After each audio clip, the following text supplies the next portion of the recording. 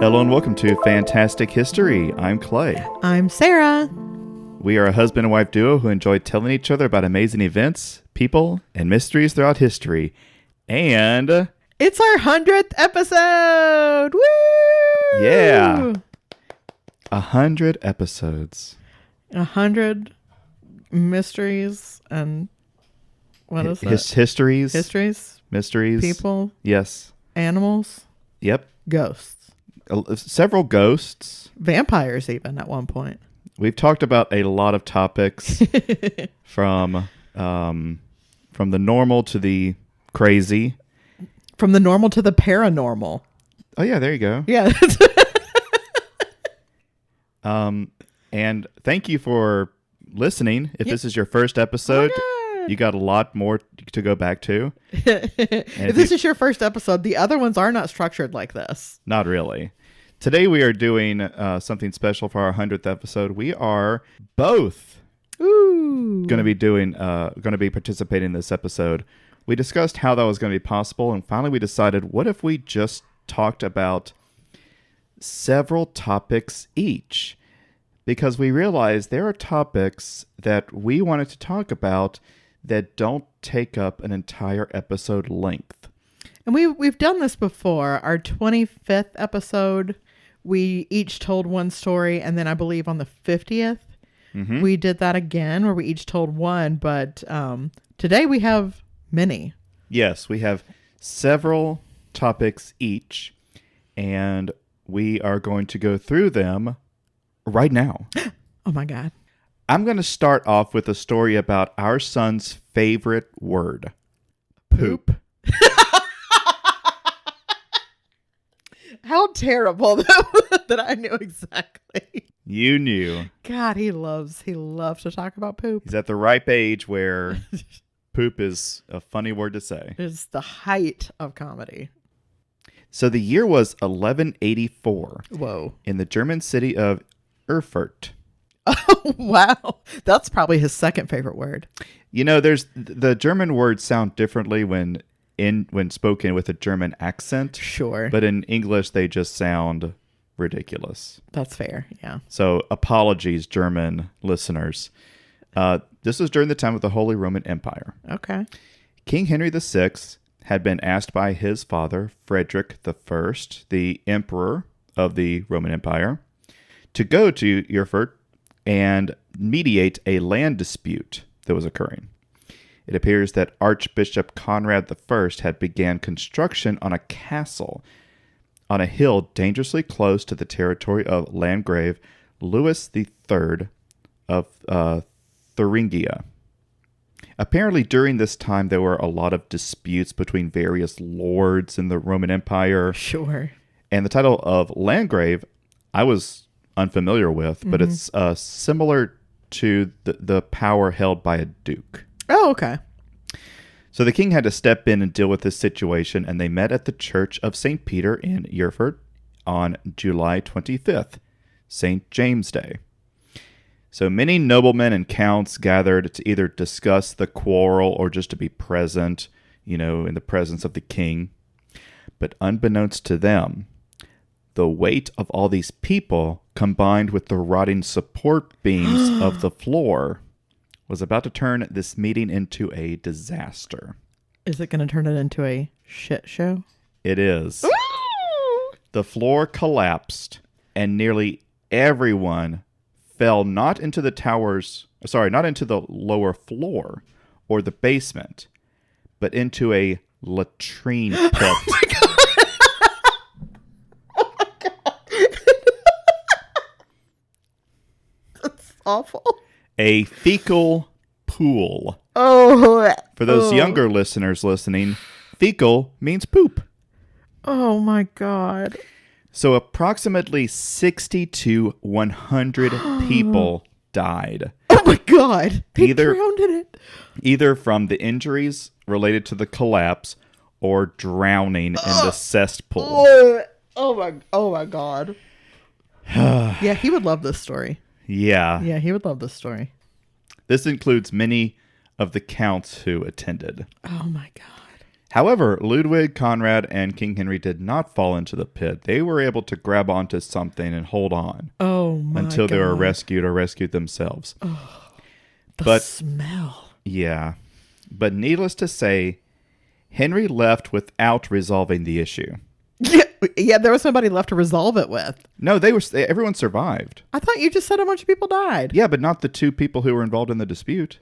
Oh. That's why I said Ludwig, Conrad, and King Henry did not fall. I just kind of thought everybody got a vote. Like, I don't know why I thought that in the 1100s. No. I think King Henry was just done after this and was like, I'm going to leave. You guys just figure it out. Yep. I got to go think about my life. Yeah, this is kind of where you would draw that line. And history would have been quite different had King Henry fallen in, because he would later go on to become the Holy Roman Emperor. Oh, sure. It's a pretty big role. Yeah, and that is the story of the Erfurt Latrine disaster. Oh my God, that is horrifying. It's a shitty situation. Oh my, don't. You're not allowed. So I'm gonna completely shift gears and talk about elegance. Thank you. I'm going to purify. I am going to titillate. Oh. Okay. We're really changing gears. You know, I want to talk about one of the wildest parties I've ever read about. So we're going to start at the beginning with the marriage of Marie Helene and Baron Guy de Rothschild in 1957. So for those who don't know, the Rothschilds are basically like banking royalty with the largest private fortune in history. Yeah. This is about as far away from a toilet disaster as one can get. Yep, pretty much. So after her marriage, Marie Helene quickly established herself as the absolute queen of the Parisian social scene. Like, this woman's parties were the hot ticket among global high society, like Grace Kelly, Yves Saint Laurent, Andy Warhol. Like, these people were clamoring for invitations. Yeah. On December 12th, 1972, she decided to throw what would become her most epic party ever, the Surrealist Ball. Oh. This was held at one of their family's many ridiculously lavish chateaus. Now, when I say this place is lavish, like, it had 80 bedrooms and was on, like, it was built in the middle of 11 square miles of forest. It's a nice place. Yeah. The invitations for the Surrealist Ball were printed backwards, so you had to hold them up to the mirror to read them. Once deciphered, guests discovered they needed to show up in black tie, long dresses, and surrealist heads.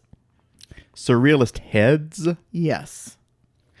When guests arrived to the party, the entire chateau was lit up with orange lights to make it look like it was on fire. Along the main staircase, servants dressed as cats were just lounging around, pawing at each other, or pretending to be asleep. What? Yeah, guests had to first navigate through a bizarre maze, and if they got lost on their way into the chateau, they had to call for one of the cat butlers to come and help them. But the cat butlers would not break character as cats. Yeah. This is crazy. I mean, it is. Well, and the guest list is crazy because you've got Salvador Dali. You've got Audrey Hepburn. Wow. Your girl. You've got literal royalty in attendance. And girl, the costumes. People followed the dress code and the invitations. Yeah. They were next level bizarre. Going back to Audrey Hepburn, she showed up with her head in a bird cage. A literal bird cage, with her face inside the cage. Wow. And if she wanted to eat or drink, she had to open the little door on the front. Yeah. Baron Alex de Reed, probably butchering that. He wore this crazy, it was 4 masks in one headpiece that was covered in beetles. I believe they were live beetles. Whoa. One person had an apple in front of their face, like that famous Magritte painting. And I'll definitely be posting pictures of this because you've got to see it. It's insane. There was another person who like made a collage that was just a bunch of cut up Mona Lisas that they made their mask out of. Which is really, really strange. Now, Marie Helene, our hostess, wore a giant deer head that was crying tears made of real diamonds. Wow. Yeah, because she's a Rothschild, baby. Why not? That's what you do. No, the dinner itself at this party was just as wild as everything else. Like, for starters, the plates were made out of fur. Oh. Yeah. The tables were like decorated, like the centerpieces were all taxidermied tortoises. Food was served on a mannequin that was painted to look like a corpse that was laid out on a bed of roses. So like every so often down the table, there'd be another like mannequin corpse and you would have to like pick your food right off of it. You don't want to use the fur plate. Obviously, that's disgusting. Yeah. So for dessert, everyone got like their own little sculpture of a nude woman that was made just out of sugar. So dessert was a lump of sugar that looked like TNA. Nice. Yeah. Oh, also every fork, like the little place settings, if you were like, oh, I've got my little dinner fork. What's the salad fork? The salad fork was just a dead fish.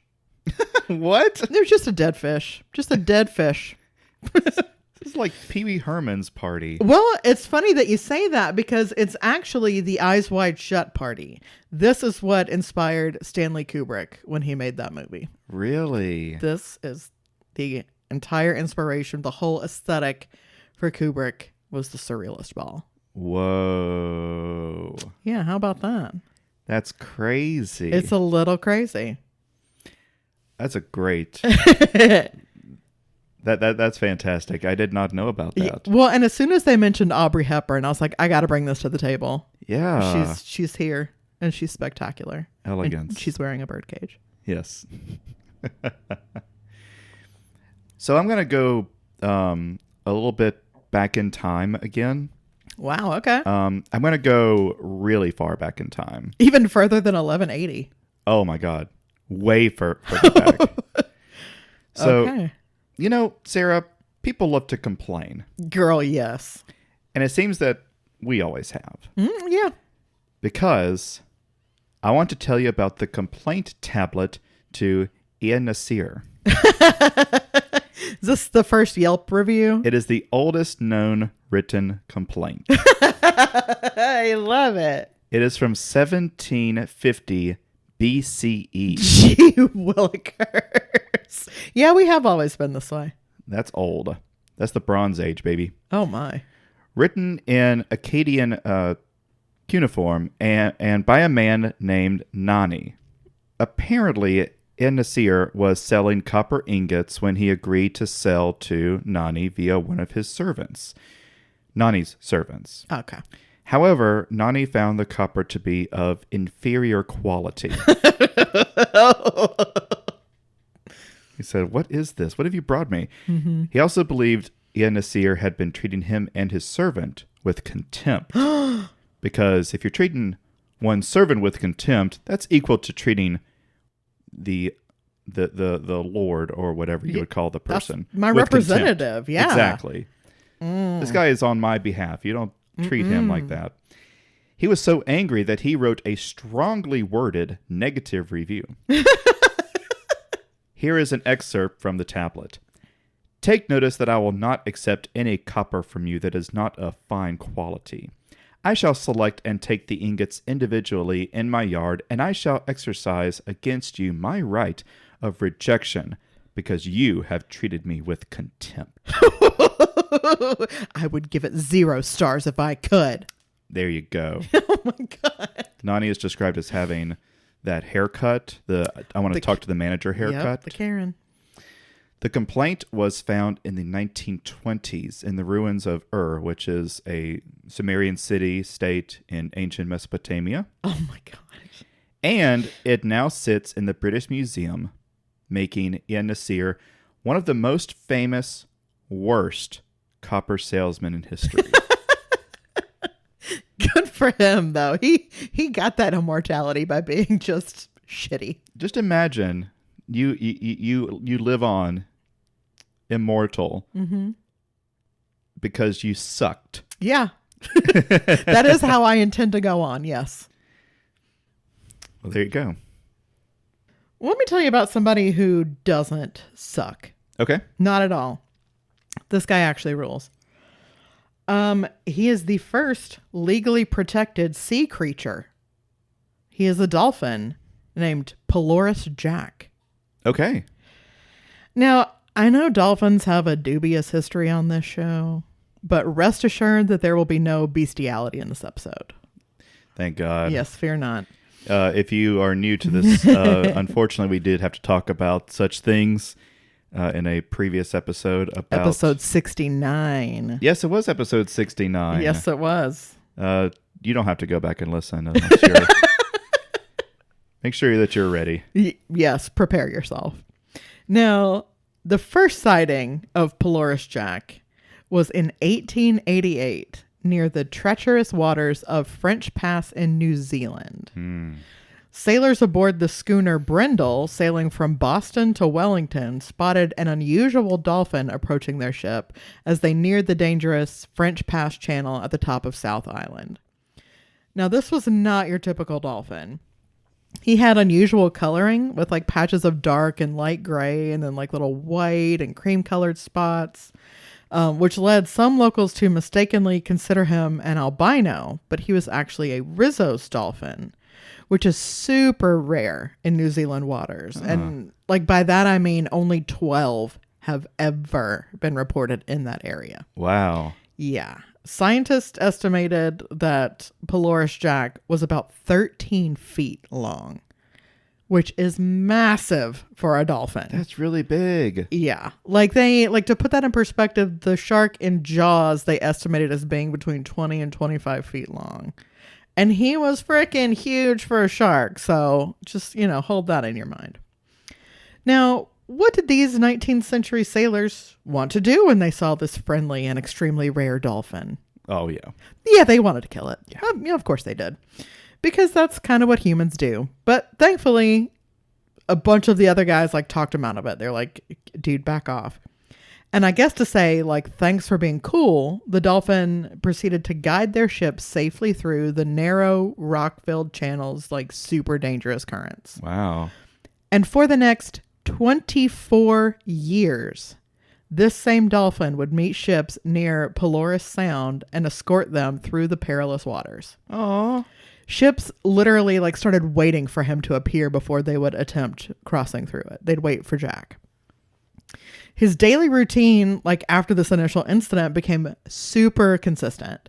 He would meet ships heading to Nelson at the entrance to Pelorus Sound in the morning, and he would swim with them for about 8 kilometers to French Pass. But he would not sail through the pass. He's like, this is where I leave you. Good day. On return journeys, he'd then wait there until another ship emerged that needed to go the other way, and he'd escort them back to Pelorus Sound. Local residents said he seemed to prefer the faster ships, and he'd often ride the invisible, the little pressure wave that's formed by the ship's momentum through the water. Yeah. That's where he liked to hang out. Here's where the story gets even crazier, though. In 1904, some jackass aboard a steamship called the SS Penguin tried to shoot Pelorus Jack with a rifle. Dummy. Everyone else on board was absolutely outraged, and for that matter, so was Jack. After the shooting incident, he would disappear whenever the SS Penguin entered the strait. Oh. He remembered that ship. He said, fuck you, I'm not doing it. And he would go he would dive under. He's like, I'm not dealing with you people. As a result, 5 years later, the SS Penguin shipwrecked on those rocks, killing 75 people. Oh, man. Because that one guy just had to go and be a big man. Going to shoot a little dolphin. Yeah. Yeah. Another side effect, though, of Jack almost getting murked for no reason was that when the public found out this guy tried to kill him, they demanded the government put protections in place for him. And the government actually listened. On December 26, 1904, Pelorus Jack became protected by order in council under the Sea Fisheries Act, making him the first individual sea creature protected by law in any country. Wow. By this point, Pelorus Jack was like a full-blown celebrity. Like, tourists came from all over the world to see him, including Mark Twain. Oh, nice. Yeah. There were postcards calling him the only fish in the world protected by act of parliament. Now, yes, dolphins are mammals. They are not fish. It was the early 1900s. We're giving him a pass. Yeah. Sadly, all good things must come to an end. Pelorus Jack was last seen in April of 1912 and then mysteriously disappeared. Ships waited days for him before attempting the pass, but he never came back. There's a lot of theories, of course. Like, there's no way of knowing what happened to him, but like the most likely explanation is like he's at least 24 years old because he's been doing this for 24 years. Yeah. Probably died of old age. Yeah.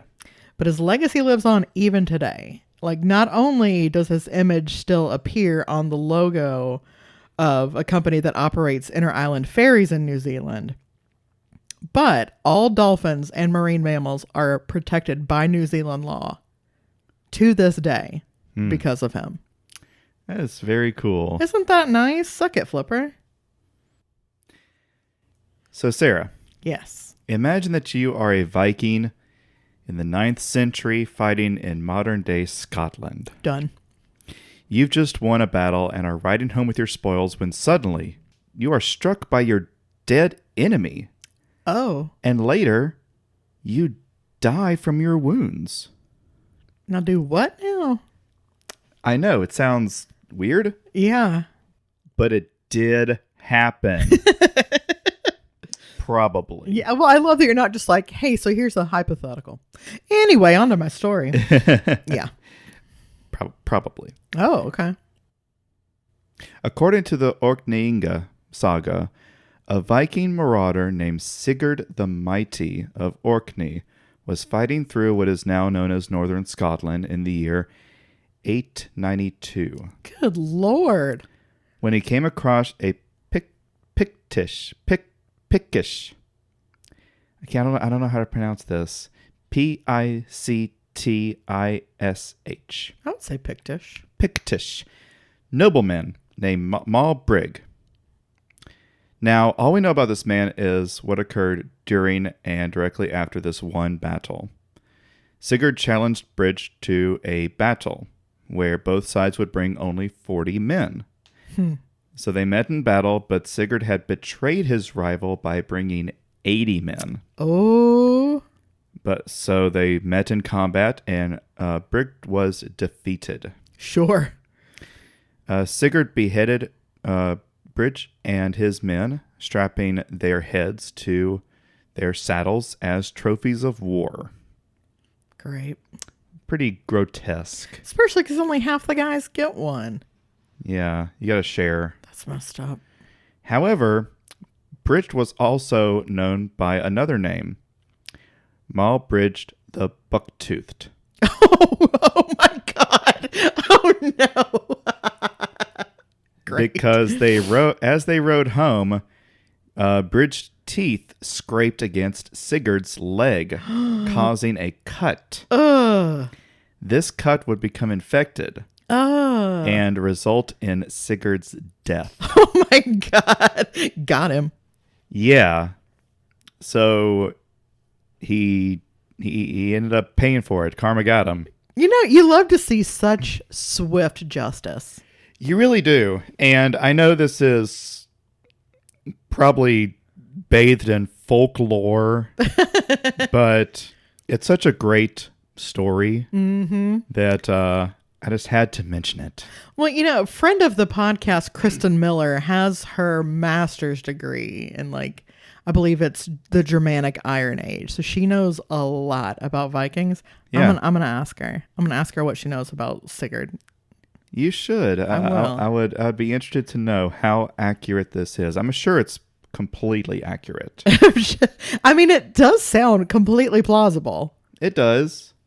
Like, I feel like if you probably, like, back then, particularly if you're engaging in a lot of, like, hand-to-hand rough combat, you probably have some busted teeth. Oh, absolutely. So I can see some sharp edges that have not been tended to. Like, no, it makes total sense to me. Well, also, I'm a little disappointed that this story didn't go through enough folklore that, like, as they were going back home, his head just didn't go "Rawr," and start just biting at him. Well, what I'm surprised about is, like, he didn't become a zombie, or, like, it didn't turn him into a monster being bitten by his dead enemy. Like, you know, it has that vibe. It's like the origin story of a monster.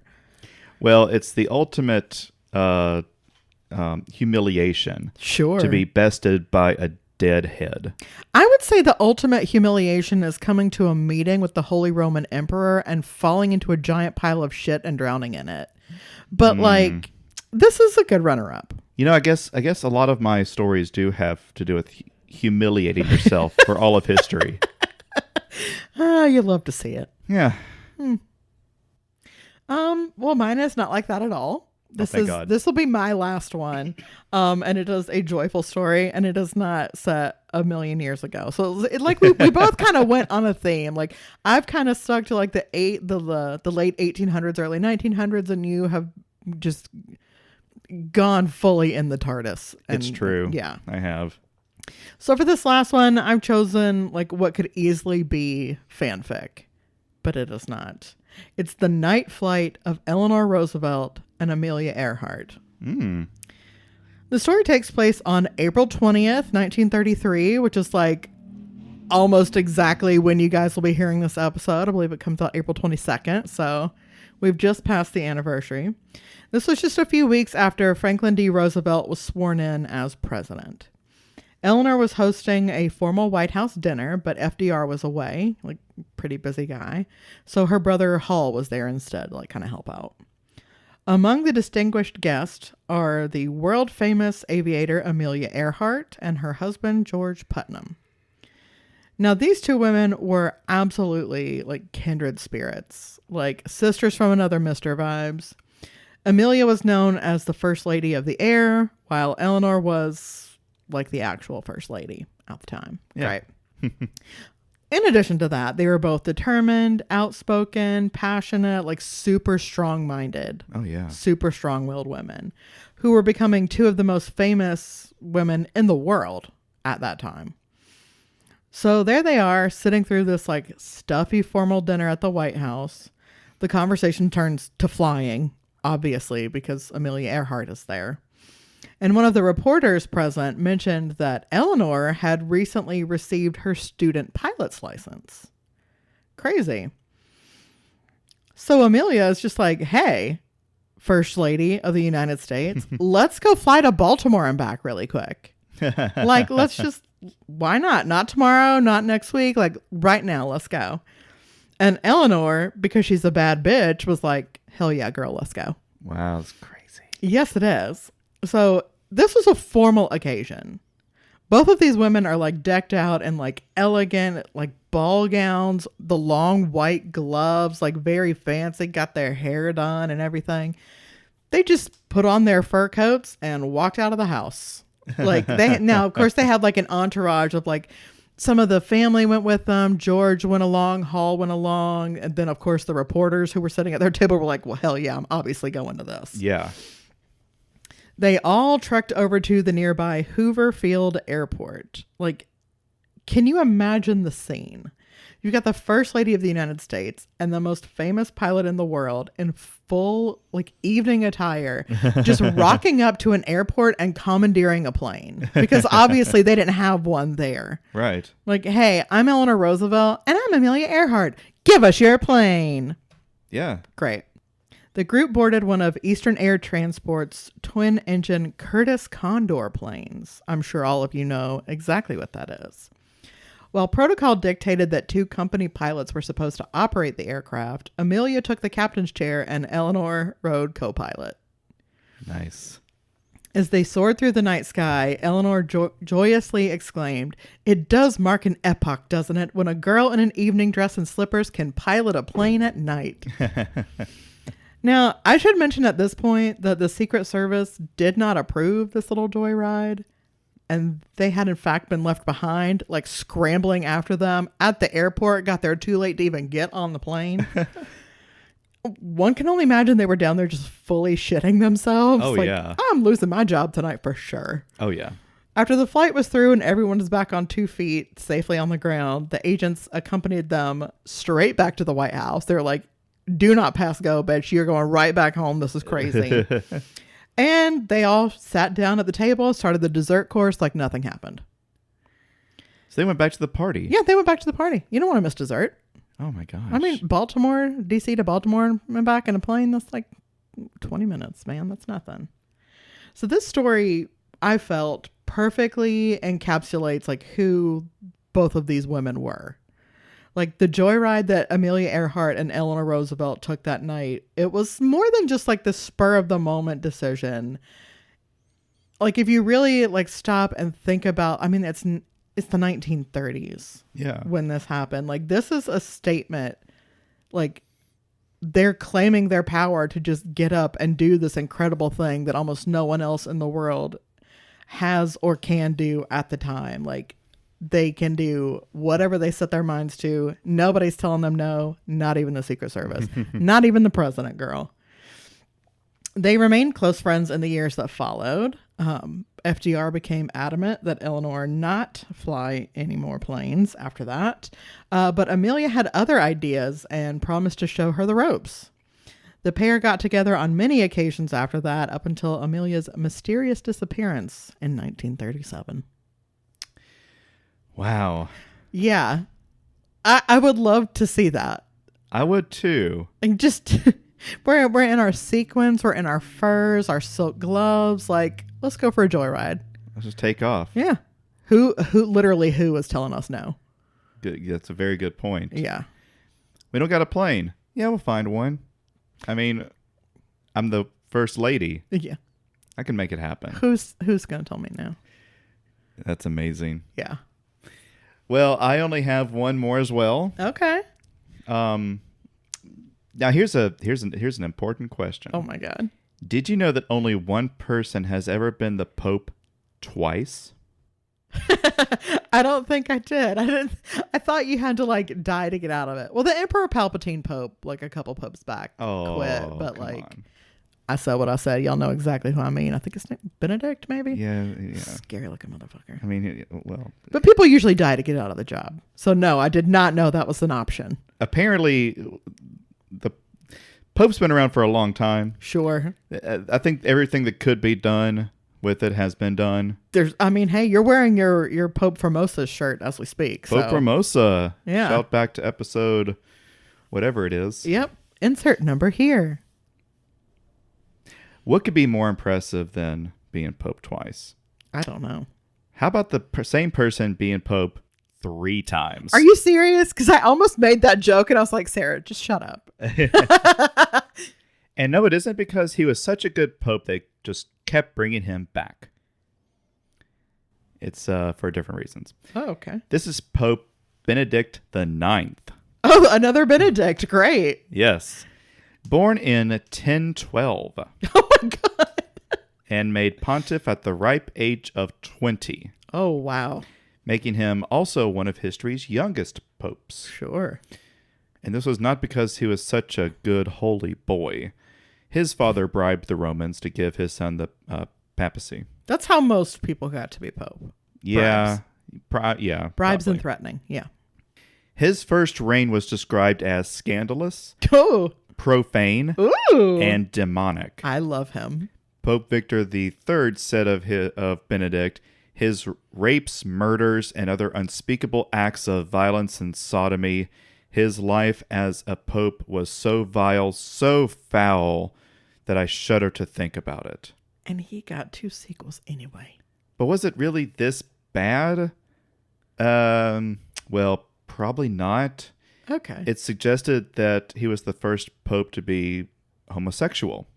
Good for him. Or at least openly bisexual. Even better. Prominently homosexual, whatever. Love that. Welcome to the club. And his admittedly reckless and negligent reign invited such harsh judgments on his character. Okay. So he might have not been... They really threw him under the bus. Maybe he wasn't that bad. Right. But he certainly wasn't very good. Right. He's not Caligula, but he's also not like Jesus. Definitely not Jesus. On the Jesus Caligula spectrum, he's like somewhere in the middle. Possibly closer to Caligula.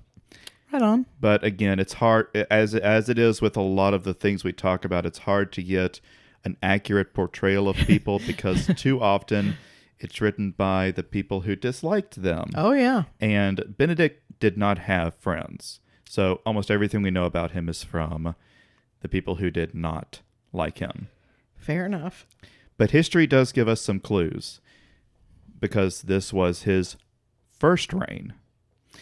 He was forced out of Rome in 1036, but returned with the help of Emperor Conrad II, the emperor of Rome, the Roman Empire. He was again accused of adultery, bestiality, and orgies. That's definitely more Caligula. Yeah. Then in 1044, he was again forced out of Rome. Oh my God. But this time, he was replaced with a new pope. So the first time he was not replaced? No. He was still Pope? He was still pope. Oh my God. I don't know if there wasn't enough time in between to get a new pope, but this was still his first reign. All this is happening. That's crazy. He was replaced by Sylvester III. And again, we don't know exactly if he was a bad pope or the orgies were just a very poor quality. But he was ousted.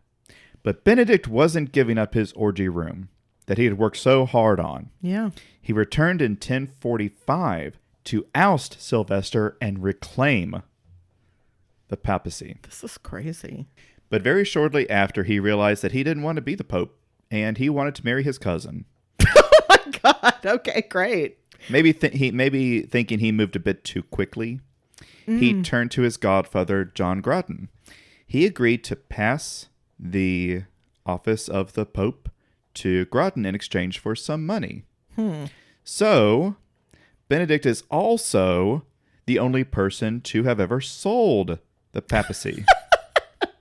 Plenty of people have bought it, but no one has ever sold it. Not that we know of. That is interesting. Yes. So Grattan became Pope Gregory VI, and everyone was pretty okay with this because at least it wasn't Benedict. That's so rude. But you know what? That was Benedict's second. Oh my God. You're right. And Benedict soon realized that he couldn't stand this cousin. And he really regretted leaving that seat. Oh my God. So he returned again to Rome. Wow. And took control of the palace. But Gregory was still the pope, and Benedict wanted it back. But so did Sylvester. So you got a three-way going here. I'm sure he's very well versed in those. The clergy begged Emperor Henry III, who was now there, to intervene and clear all this up, figure it out. And he did. At the Council of Citri in 1046, he declared that Benedict and Sylvester were deposed. Okay. Gregory also was a naughty boy. He bought that Pope hat. He should resign because he purchased the hat. And Clement II was chosen to succeed him. Okay. Benedict said, "Oh, yes, your holiness, of course." Then in 1047, when Clement died, Benedict seized Latrine Palace, which was basically the Pope's house, and declared himself Pope for the third time. Oh my God. He just really looked good in the hat, you know? He must have been like, all this stuff is too cool. Yeah. But everybody was like, no, we are not doing this again.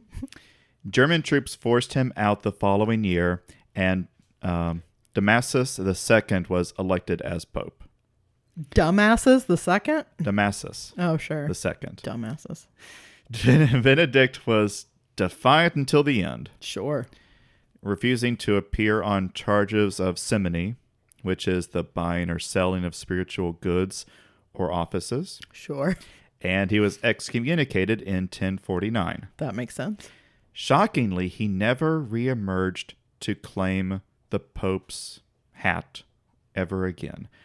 But he didn't have to, because he's always going to have that number one high score of 3. Aww, good for him. Question mark. BIX. That's what it reads. Oh, wow. So yeah, that's the story of maybe the worst, maybe not the worst, but definitely the Pope with the most numbers to his name. Sure. In many senses of the word. Yeah. From what it sounds like, yeah. Yeah. What a guy. He was quite a guy. Sounds like a real guy. Well, that is going to be the end of the episode, Sarah. Oh my God, we've done 100 episodes. 100 episodes. Yay! Thank you all for listening. This was a lot of fun. Yes, thank you so much. We enjoy doing it, and we enjoy hearing what you think about it. If you don't mind, let us know how we're doing. You can send us an email at fantastichistorypod@gmail.com. You can also leave us a review. We accept any review you want to give it to us. Positive would be nice. We strongly prefer 5 stars, or you will be blocked. That's not true, but we do prefer 5 stars. You can also reach us at well, I can't remember everything, Sarah. Can you help me out here? Sure. So you can find us on Instagram and Threads at FantasticHPod. I will be remembering to post more often on those because I have set a reminder on my phone now. Oh. Yeah, congrats to me for that. And you can also find us on YouTube and TikTok at Fantastic History Podcast. That's right. And we're going to be putting some exclusive short episodes up on there in the next couple of weeks, so please check those out at your convenience. And we'll be back next week with a brand new episode. Woohoo! So we'll see you then. Bye. Bye.